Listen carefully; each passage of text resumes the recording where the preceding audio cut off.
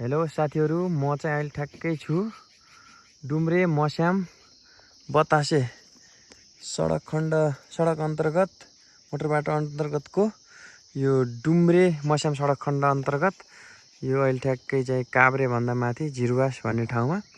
अनि यो ठाउँमा चाहिँ तपाईको यो पहिरोलाई म देखाउन खोजिरहेको चिज यही हो। पहिरोले यो लगभग सुरुमा चाहिँ 3 मिटरको बाटो थियो, अहिले खनेल 3 साढे 3 थियो, अहिले 4 साढे 4 5 को सेरोफेरो छ। नाली पनि छ प्रोपर हैन बनाइएको हो।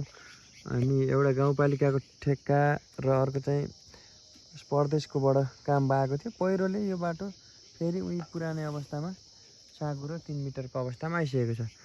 अब यो तपाईको 13 महिना डिएलपी पिरियड भरि चाहिँ यो भइरह्यो भने चाहिँ बनाइरहनु पर्यो नि त। भत्कियो भने बिग्रियो भने त बनाइरहनु पर्ने।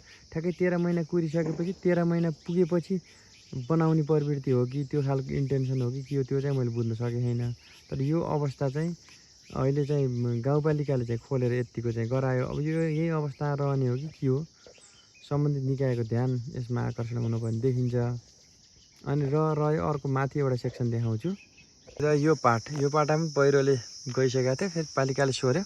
अनि यो जुन पार्ट छ यो वाल ग्याबिन वाल चाहिँ फर्केर तलतिर आएको, यो चाहिँ काम गरिरहँदा फेरि पनि मैले चाहिँ अवगत गराइरहेको कुरा हो। तर यो कार्यान्वयन भएन, यही अवस्थामै छोडेर गए हैन ठेक्का पारेको ठेकेदारहरूले। र कार्यालयले पनि कुनै पनि प्रकारको चाहिँ जवाफदेही यसमा देखाएन। र कटिङ गरेको धेरै जसो पोर्सनहरूमा चाहिँ पहिरो गएको छ।